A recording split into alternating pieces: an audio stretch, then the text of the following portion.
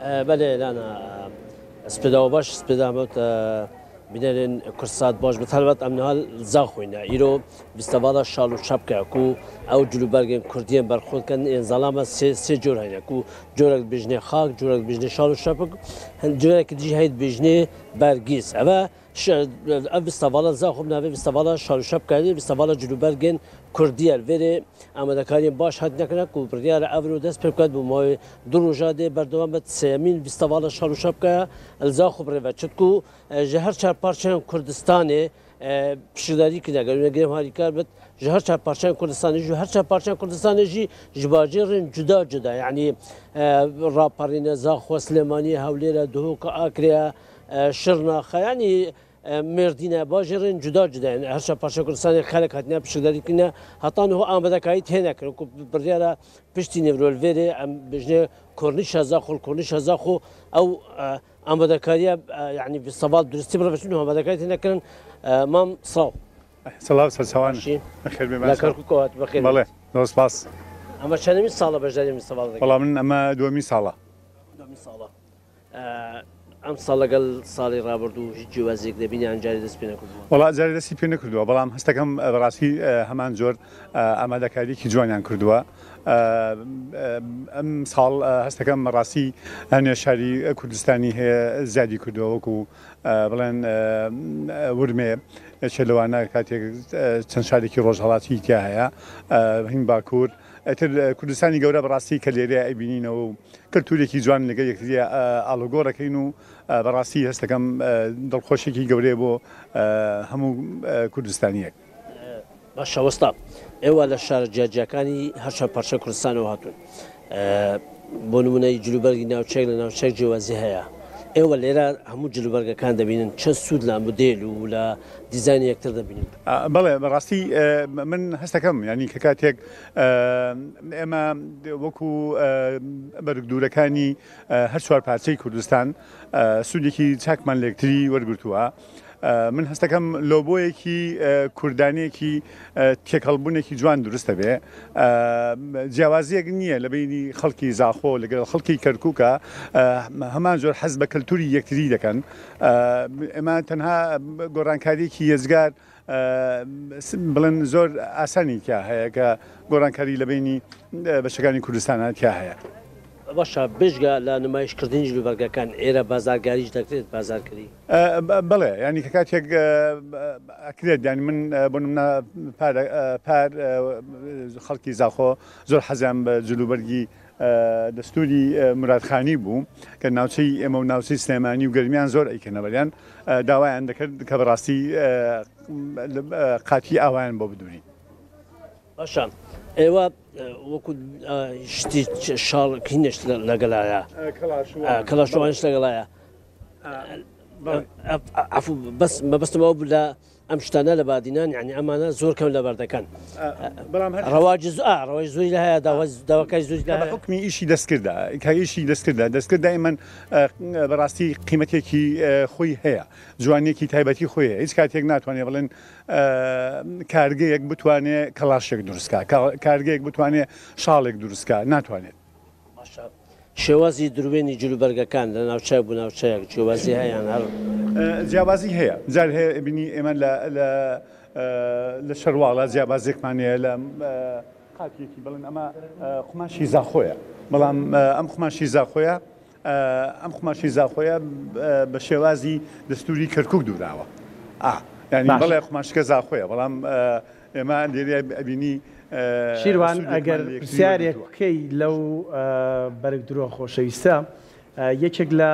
جوانەکانی جلوبەرگی کوردی ئەو ڕەنگا و ڕەنگی هەموو ناوچەکانێکە هەموو بەرگ درویەک دەستی بووە با بەڵام لەنێوم فستیڤالەیە بابەتی کەوا و سەڵتە و بۆ نمونە شاڵ و شەپکی زاخۆ و دوهۆک و هەمووی بەدیەکرێت واتە هەموو جۆرە جلوبەرگەکانی تیا ڕوونکراوەتەوە لەنێوم فستیڤالەیە یان تەنها هەر بەرگدوریەک بەپێی ناوچەکەی خۆی جلوبەرگەکانە خاتە ڕوو وەستا هاوکاران لە ستۆدیۆ پرسیاریەوە دەکەن یعنی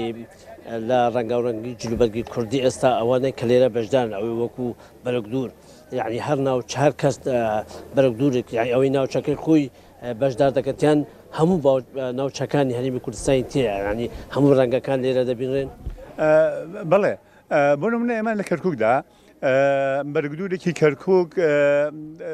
بەرگی ناوچەی دهۆک و زاخۆ هەمان زۆر دەیدورین بەڵام تۆزێ بە شێوازێکی کەرکووکیانێکی تێکەین بەڵێم کە کاتێ لێرەیە دەستڕنگینی هەموو شارەکانە ئەبینی ینی شاری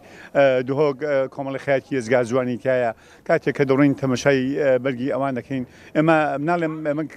سوودێکی باشمان لەگە یەکتریا وەرگتووە و بەڵام هەمان زۆر وەکو یەک جلوبەرگێک دەکەینە بەرمان ینی کاتێک من ناوچەی تەرەبینی ئەم ناوچەیە زیاتر ناوچەی بادینان دەیکەنە بەریان بەڵام لە هەمان کاتە خەڵکی کەرکووکش زۆر داواکاردن لەسەر ئەو جلوبەرگانە زۆرە یعنی ئەم جۆرە بیستەڤاڵانە کارتێکردنی هەبوو لەگەڵ ئەوەی کە ئەوی ناوچەی جلوبەرگی ناوچەیەکی تری لە بەرکات بڵێ زۆرش پیان خۆشە بەڕێی من وەکو چۆن ئێمەی کورد هەوڵی ئەوە دەدەین ببین بە خاوەنی زمانێکی ستاندار و ئاواشەوڵ ئەدەین کە ببین بە خاوەنی جلوبەرگێکی فرەڕەنگ و جیاوازیەک نەبێ لە بینی چۆن لە بینی زمانە جیاوازی نەبێت هەمان زۆر ئاوا هەوڵی ئەوە ئەدەین جیاوازیەک نبێت لە بینی جلوبەرگەکانشە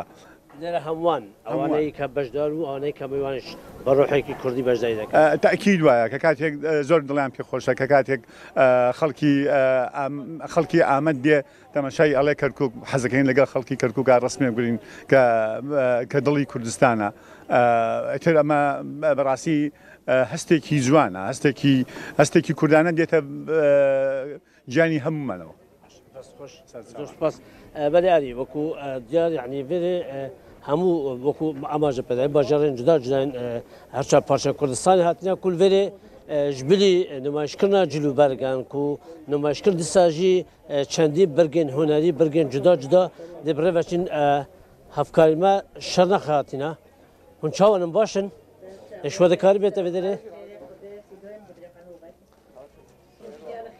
xaltîke hûn çawan e هون نو گهشتون شر نخات نور في درجة زحمة نبت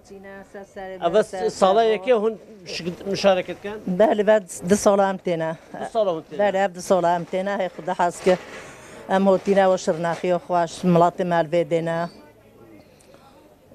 شوية اف جورا فيستيفال يعني همو بارشة كردستاني همو باجرين كردستاني هشار بارشة بشكدايت دكتي شوية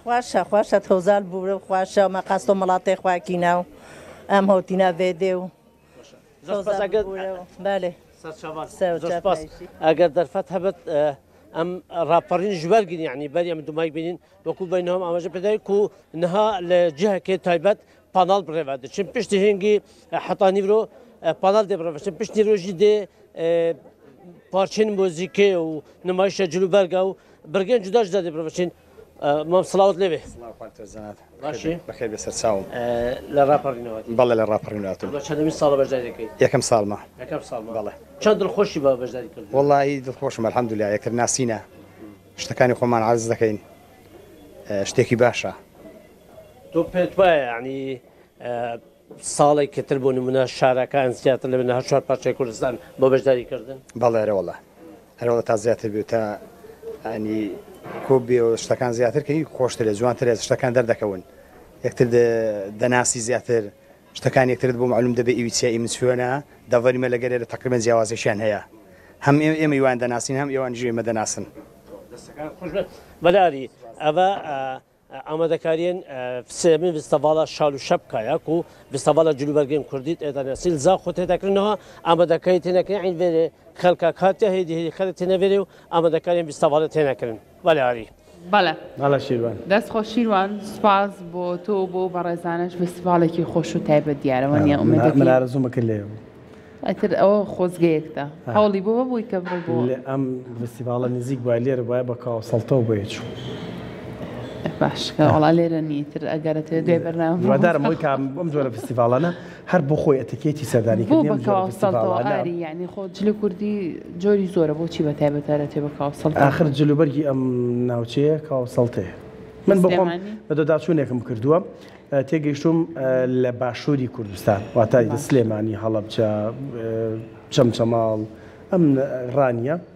ئەگەر بگەڕینەوە بۆ ڕەسەنایەتەکە کەوەسەڵتێ یان چاکەت ئەوەی کە بۆمان هاتووە جلوبەرگەکانی تر ستارخانی مراتخانی هەموو بابەتەکانی تر لە ڕۆژهەڵاتی کوردستانەوە هاتووە